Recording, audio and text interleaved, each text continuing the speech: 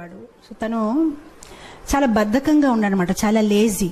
So ఎల్లప్పుడు తను భోజనం తినాలి, పడుకోవాలి, పని ఏం చేసేవాడు కాదు. సో మొత్తం మీద ఆ ఇంట్లో ఉన్న వాళ్ళందరికీ విసుకొచ్చేసి, బాబు నువ్వు ఏదైనా ఆశ్రమం జాయిన్ అయిపో, ఎలాగో ఇంట్లో ఏం పని చేయట్లేదు, మాకు నీతో బెజార్ వచ్చేసింది. సో మొత్తం మీద తను అనుకున్నాడు, సరే అయితే నేను ఏదో ఒక ఆశ్రమం జాయిన్ అయిపోతాను ఎందుకు అని. తను వెతుకుంటున్నాడు అయోధ్యలో ఏ ఆశ్రమం జాయిన్ అవ్వాలి ఎక్కడికైనా. మొత్తం మీద ఒక ఆశ్రమంలో తను ఏం గమనించాడంటే, ఓ గురుగారు ఉన్నారు. ఆ గురుగారు చాలా లావుగా ఉన్నారనమాట. తను అనుకున్నాడు, ఈ గురుగారు బాగున్నారు, లావుగా ఉన్నారు, బహుశా ఈ ఆశ్రమంలో మంచి భోజనం పెడుతున్నారు, ఇక్కడ జాయిన్ అయిపోతే బాగుంది. కొంతసేపు తర్వాత గురుగారు శిష్యులు వచ్చారు, వాళ్ళు కూడా లావుగా ఉన్నారు. తనకి కన్ఫర్మ్ అయిపోయింది, ఇది బాగుందండి, ఇక్కడ నేను జాయిన్ అవుతాను, భోజనం బాగా పెడతారని.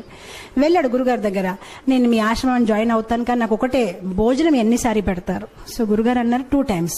2 times నాకు సరిపోతుంది, నాకు 3 times కావాలంటే గురుగారు అన్నారు, పొద్దున ఇస్తారు కదా, అదే నువ్వు మధ్యాహ్నంకు ఉంచు, ఏం ప్రాబ్లం లేదు.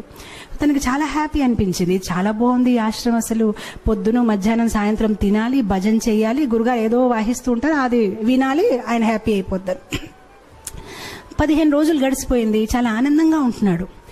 15 రోజుల తర్వాత ఒకరోజు పొద్దున ఏం చూశాడంటే, వంట ఏం అవ్వట్లేదు, అక్కడ ఏం జరగట్లేదు, వంట గదిలో ఎవరు లేరు, అందరూ ఏదో జపం చేస్తున్నారు. సో తన అడుగుతున్నాడు అందరికీ, ఏంటండి ఈరోజు ఏం వంట చెయ్యరండి?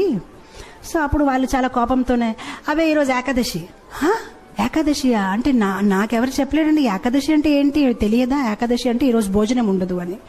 అప్పుడు తను చాలా కోపం అయిపోయాయి, ముందు చెప్పవలసింది అలాంటప్పుడు భోజనం, నేను ఇంకేదో ఆశ్రమం చూసుకుంటా. బాబు నువ్వు ఏ ఆశ్రమం వెళ్ళినా ఏకాదశి రోజు తినకూడదు. అప్పుడు తిన్నంగా ఆయన గురుగారి దగ్గరికి వెళ్ళిపోయారు, గురుగారు నన్ను కాపాడండి, నేను ఏకాదశి అయితే చేయలేను, ఒకవేళ నా చేత ఏకాదశి చేయించారనుకోండి, నేను ద్వాదశి చూడలేను, నేను పోతాను, నాకు ప్రసాదం అయితే కావాలి, ఇంకే పని చేయమంటే చేస్తాను, కానీ భోజనం లేకుంటే నేను ఉండలేనని. సో గురుగారు అన్నారు, బాబు నీ గురించి అయితే ప్రత్యేకంగా వంట చేయడం అవ్వదు, అయితే ఒక పని చేసుకో, అటు చూడు ఆ కొండ ఉంది కదా, కొండ పక్కన చెరువు ఉంది కదా, అక్కడికి వెళ్ళి నువ్వు వంట చేసుకొని నువ్వు తిను, కావాలంటే మేము సౌకర్యాలు ఇస్తాము. సో గురుగారు స్టోర్ మేనేజర్ చెప్పారు, తనకు 1 kg ఆట, 1 kg రైస్, 1 kg దాలు అన్ని ఇచ్చేయని. తను అన్ని తీసుకుని వెళ్తున్నారు. గురుగారు అన్నారు, ఒకటి మాత్రం జాగ్రత్త, నువ్వు ఏది వంట చేసినా భగవంతుడికి నైవేద్యం పెట్టాలి. సరే అంటాడు, వెళ్తాడు, కష్టపడతాడు. తనకి బద్ధకం ఎక్కువ కదా, ఎప్పుడు వంట చేయలేదు, చాలా కష్టపడి వంట తయారు చేస్తాడు, కానీ అంత టేస్ట్గా లేదు, ఏ చపాతీలు కాలిపోయే ఏదోటి అవుతుందనమాట. మొత్తం మీద వంట తయారైపోయింది. సో వంట తయారైనప్పటికీ తులసి ఆకలి వెతుకున్నాడు, తులసి ఆకు పెట్టాడు, అని భగవంతుడికి పిలుస్తున్నాడు, కానీ భగవంతుడు రావట్లేదు. సో అప్పుడు తను చక్కగా ఒక పాట పాడతారనమాట. సో చెప్తాడు, प्रभु राम आइए, राजा राम आइए, मेरे भोजन को भोग लगाइए, प्रभु राम आइए, राजा राम आइए, मेरे भोजन को भोग लगाइए. చాలా ప్రేమతో పాడుతున్నా, రాజారాం ప్రభురాం రండి, నేను భోజనం తయారు చేశాను, మీరు వచ్చి స్వీకరించండి. భగవంతుడు రావట్లేదు. తను ఆలోచించాడు, ఎందుకు రావట్లేదు అంటే, తనకేమనిపిస్తుందంటే భగవంతుడు స్వయంగా వస్తాడు. ఇప్పుడు మనకైతే అర్థమైపోయింది, మనం ఏదో యాంత్రికంగా పెడతాము, కానీ భగవంతుడు స్వయంగా వచ్చి తీసుకోవడం అనేది లేదు. కానీ తను చాలా అమాయకుడు, తను అనుకుంటాడు నిజంగా స్వామి వస్తారేమో, స్వీకరిస్తారేమో అని తను వెయిట్ చేస్తున్నారు, కానీ భగవంతుడు రావట్లేదు. అప్పుడు తను ఆలోచిస్తానమాట, తనకు ఒక ఐడియా వస్తుంది, ఓహో ఎందుకు భగవంతుడు రావట్లేదంటే, గుడిలో అయితే రాజభోగం, పకోడీలు, పూరీలు, పాయసము అన్ని తయారు చేస్తారు, నేనేదో సింపుల్గా రైస్ దాల్ తయారు చేస్తాను, అందుకోసం రావట్లేదేమో అని.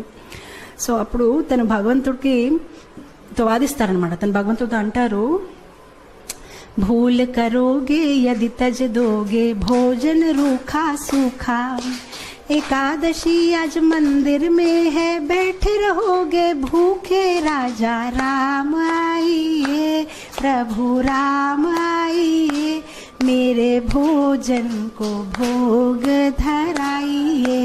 సో తను అంటాడు, బహుశా మీరు అనుకుంటున్నారు ఇతని దగ్గర ఎందుకు వెళ్ళాలి, నేను చక్కగా గుడికి వెళ్ళి అక్కడ పూరీలు పకోడాలు తింటాను, కానీ తప్పు చేస్తున్నారు, గుడిలో ఏకాదశి ఉంది, ఆకలిగా కూర్చుంటారు, ఏమీ దొరకదు, కనీసం నేను ఎంతో కొంత పెడుతున్నాను, వచ్చి తీసుకోండి, అది కూడా మిగలదు అని. ఎప్పుడైతే ఇలా పాడడం మొదలు పెట్టారు భగవంతుడు నవ్వు వస్తుంది. సో భగవంతుడు సీతామాతతో అన్నారు, సరే రా తినేసి వద్దామని. సో సీతామాతని తీసుకుని భగవంతుడు వెళ్తారనమాట అక్కడ నైవేద్యం తీసుకోవడానికి. ఎప్పుడైతే భగవంతుడు వస్తారో తను భగవంతుని చూసి ఆనందించడు. తను సీతామాత వైపు చూసి ప్రసాదం వైపు చూస్తాడు, సీతామాత వైపు చూసి ప్రసాదం వైపు చూస్తాడు. తను ఆలోచిస్తాడు, నేను ఒక్కరిని పిలిస్తే ఇద్దరు వచ్చేసారేంటి. సో ప్రసాదం వైపు సీతామాత, ప్రసాదం అప్పుడు శ్రీరాముడు అడుగుతారనమాట, ఏ నీకు ఆనందంగా లేదు? ఆనందంగానే ఉందండి, రండి కూర్చోండి అంటాడనమాట. మనసులో ఆలోచిస్తారనమాట, ఒక్కరిని పిలిస్తే ఇద్దరు వచ్చారు, సరిపోదేమో భోజనము, నాకు వీళ్ళు ఏకాదశి చేపించే ఉంటారేమో ఈరోజు అని. సో మొత్తం మీద భోజనం పెడతారు, వాళ్ళిద్దరు తింటారు, హ్యాపీగా వెళ్ళిపోతారు, తిని ఏకాదశి చేసుకుంటారు. ఎందుకంటే ఇంకేం మిగిలేదు. ఇంకో 15 రోజులు గడిచిపోతాయి, మళ్ళీ ఏకాదశి వస్తుంది. ఈసారి తను గురుగారికి చెప్తాడనమాట, గురుగారు 1 కేజీ ఆట సరిపోవట్లేదు, 2 భగవాన్లు వస్తున్నారు, మీరు 1 భగవాన్ 2 వస్తున్నారు, ఇంకా కొంచెం ఇవ్వండి. గురుగారు అనుకుంటారు, తిని కొంచెం లావుగా ఉన్నాడు కదా, భోజనం ఎక్కువ కావాలి, ఏం మాట్లాడుతున్నారు ఏంటో, సరే తీసుకువెళ్ళి ఇంకా కొంచెం ఆట, ఇంకా కొంచెం దాల్ అంటారు. ఈసారి తీసుకువెళ్తాడు, చక్కగా వంట చేస్తాడు, తులసి ఆకులు పెడతాడు, మళ్ళీ స్టార్ట్ చేస్తాడు. ఈసారి భజన్ మార్చేస్తాడు, రాజా రామాయియే సీతారామాయియే మేరే భోజన్ కో భోగ ధరాయియే. ఈసారి ఇద్దరిని పిలిచాడు, రాజారామ రండి, సీతారామ రండి. భగవంతుడు ప్రత్యక్షం అయిపోతారు. కానీ ఈసారి లక్ష్మణ్ని తీసుకొస్తారు. సో భగవంతుడు అంటారు, నీకు ఆనందంగా లేదా? మేము వచ్చేసామంటే ఆనందంగానే ఉందండి, కానీ లక్ష్మణ్ వైపు చూస్తారు, ప్రసాదం వైపు చూస్తారు, లక్ష్మణ్ వైపు చూస్తారు. ఇద్దరిని పిలిస్తే 3 వచ్చారు. ఈసారి కూడా నా ఏకాదశి అయిపోయింది, నాకేం మిగలదు అని. అయితే రండి కూర్చోండి భోజనం పెడతానని భోజనం పెడతారు, భగవంతుడు తింటారు, వెళ్ళిపోతారు. తను అనుకుంటారు, సరే అయితే నెక్స్ట్ టైం నుంచి 3 పీపుల్. మళ్ళీ వెళ్తారు గురుగారి దగ్గర, గురుగారు కొంచెం ఇది సరిపోవట్లేదు. సరే గురుగారు ఒప్పుకుంటారు, సరే ఇవ్వండి, మేబీ సాయంత్రం పూట మళ్ళీ తింటాడేమో అని. ఈసారి మళ్ళీ పాటలు పాడడం, ఏకాదశి రోజు వెళ్ళాడు, వంట చేశాడు, తులసి పెట్టాడు. రాజా రామాయియే సీతారామాయియే లక్ష్మణ్ సాథ్ లాయియే మేరే భోజన్ కో భోగ్ ధరాయియే. వచ్చేస్తారు సీతారాం, లక్ష్మణ్ అండ్ హనుమాన్. ఇతను మళ్ళీ భోజనం వైపు చూస్తారు, హనుమాన్ వైపు చూస్తారు, భోజనం వైపు చూస్తారు, హనుమాన్ వైపు చూస్తారు. ఇదేం పద్ధతి కాదు, ఒక్కరు పిలిస్తే ఇద్దరు, ఇద్దరు పిలిస్తే ముగ్గురు, ముగ్గురు పిలిస్తే 4. శ్రీరాముడు మళ్ళీ అడుగుతారు, నీకు సంతోషంగా లేదు? చాలా సంతోషంగా ఉంది, రండి కూర్చోండి అంటాడు, భోజనం పెడతారు. ఈసారి ఎప్పుడైతే సీతారాం ప్రసాదం అన్ని తినేసి వెళ్ళిపోతున్నారు, అప్పుడు తను అడుగుతాడు, ఏమంటే ఏం అనుకోకపోతే నెక్స్ట్ టైం ఎంతమంది వస్తారండి? మీరు ముందు నుంచి చెప్తే నేను కొంచెం, అంటే నాకు 4 ఏకాదశులు అయిపోయాయి, కనీసం నేను కొంచెం ఎక్కువ తెచ్చేస్తానంటే శ్రీరాముడు ఏం చెప్పరు, నవ్వుతూ వెళ్ళిపోతారనమాట. తను ఆలోచిస్తారు, సరే నేను ఏదో ఒకటి చెయ్యాలి, ఎందుకంటే కుటుంబ సహిత వచ్చేస్తున్నారని. మనం మ్యారేజ్ కార్డులో కూడా 1 పెడితే 1 వస్తారు, కానీ ఇద్దరు, ఇదేంటి ఇలా ఉందని.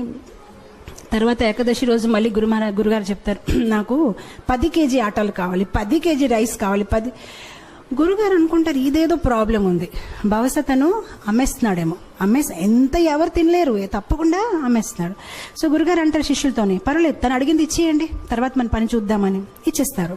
ఇప్పుడు గురుగారు అంటారు శిష్యులతోనే, మనం ఏం చేద్దామంటే కొంతసేపు తర్వాత వెనక వెళ్ళి చూద్దాం, ఎక్కడ అమ్ముతున్నారు, ఏ షాప్లో వెళ్ళి అమ్ముతున్నాడు. ఈసారి వెళ్ళాడు, తను సామాన్లన్నీ దింపాడు, కానీ వంట చేయలేదు. వంట చేయకుండా పాటలు పాడడం మొదలుపెట్టారు. సీతారామాయియే రాజా రామాయియే లక్ష్మణ సాథ్ లాయియే హనుమాన్ లాయి మేరే భోజన్ కో భోగ ధరాయియే.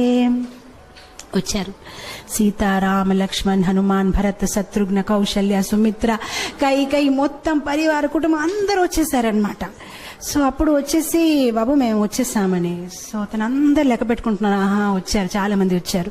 సో ఇప్పుడు భగవంతుడు అన్నారు, ప్రసాదం ఎక్కడుంది? సో అప్పుడు తిని అన్నాడు, నేనెందుకు వంట చేయాలి, నేను చేస్తాను, మీరు తినేసి వెళ్ళిపోతారు, నాకేది మిగలదు, అదిగో అక్కడ ఉంది, మీరు వంట చేయండి, తినేసి వెళ్ళిపోండి. ఎలాగో నాకేమీ దొరకదు, గత కొన్ని ఏకాదశి నుంచి నేను ఏకాదశి చేస్తున్నాను, అక్కడ ఉంది, వంట చేసి తినేసి వెళ్ళిపోండి. ఇంకా తనకి కోపం వచ్చేసి చెట్టు కింద పడుకుంటాడు, ఇంకా లాభం లేదు, వీళ్ళు ఎప్పుడు చెప్పినా మొత్తం కుటుంబం తీసుకు వచ్చేస్తారు. సో శ్రీరాముడు అంటారు సరే అయితే. సో శ్రీరాముడు కూరగాయలకు వస్తున్నారు, సీతామాత వంట మొదలు పెట్టారు, లక్ష్మణ్ కర్రలు తీసుకొచ్చారు, హనుమాన్ పండు తీసుకుని వస్తున్నారు, అందరు బిజీ అయిపోయారు. ఆయన ఎప్పుడైతే సీతామాత ఇలా వంట చేస్తున్నారు, దేవతలందరూ కూడా కింద దిగిపోయారు, ఆ ఋషులు మునీలు అందరూ చాలా హడావడిగా అయిపోయింది. అక్కడ వంటలు అవుతున్నాయన్నమాట, ఎంతో మందికి వాళ్ళు కుకింగ్ చేస్తున్నారనమాట. అండ్ అదే సమయంలో అక్కడ గురుగారు వచ్చారు శిష్యులతోని, అంటే చూద్దాం ఇతను ఏం చేస్తారని. కానీ గురుగారికి ఏమీ కనిపించట్లేదు. ఆయనకి ఎలా కనిపించిందంటే చెట్టు కింద ఇతను పడుకొని ఉన్నాడు, ఆ సామాన్లు అక్కడ పడేస్తున్నాయి. సో అప్పుడు గురుగారు తను లేపి చెప్తున్నారు, నువ్వు చెయ్యవా వంట, ఏం చేస్తున్నావని. సో అప్పుడు శిష్యుడు చెప్తారు, మీకు కనిపించట్లేదా, ఇంతమంది వంట చేస్తున్నారు, ఇగో చూడండి సీతామాత ఏం ఇగో చూడండి ఇదేమవుతుందని. అప్పుడు గురుగారు అంటే నాకేమీ కనిపించట్లేదు. సో అప్పుడు తను కోపంతో శ్రీరాముడికి చెప్తారు, మీరు కనిపిస్తారా లేదా, లేదంటే నా మీద ఆయనకి సందేహం ఉంటుంది, కనిపించండి అని చెప్తారు. సరే కనిపిస్తామంటే అందరు కనిపిస్తారనమాట. సో అప్పుడు అందరు కనిపిస్తే గురుగారు ఇంకా కళ్ళల్లో నీళ్ళు వచ్చేసి, నేను ఎన్ని సంవత్సరాల నుంచి శ్రీరాముడిని పూజిస్తే నాకు దొరకలేదు, కానీ నీ ఒక సరళ స్వభావం, నీ ఒక అమాయకత్వం చూసి భగవంతుడు వెంటనే ప్రత్యక్షమయ్యారని ఆయన ఏడ్చి ఆ శిష్యుడిని కవదలించారనమాట. సో ఇక్కడ భగవంతుడు మన ఒక సరళ స్వభావం, మనలో వినయం ఎంత ఉంది, మనలో అమాయకత్వం ఎంత ఉంది. భగవంతుడికి కాంప్లికేటెడ్ పీపుల్ ఇష్టం లేదు. మనలో జ్ఞానం ఎక్కువ ఉంటే బహుశా భగవంతుడు నన్ను ఇష్టపడతారనేది కాదు, మనలో ప్రేమ ఎక్కువ ఉంటే భగవంతుడు మనని ఇష్టపడతారు. సరళంగా ఉండాలి. చెప్పాలంటే భగవంతుడికి ఎలాంటి పీపుల్ ఇష్టం, చైల్డ్ లైక్ ఇన్నోసెన్స్. ఎవరిలో అయితే ఎక్కువ హిపోక్రసీ, ఎక్కువ ఆలోచనలు లేదు, చాలా సింపుల్గా సింపుల్ హార్టెడ్ ఉంటారు, అలాంటి వాళ్ళని భగవంతుడు ఇష్టపడతారు.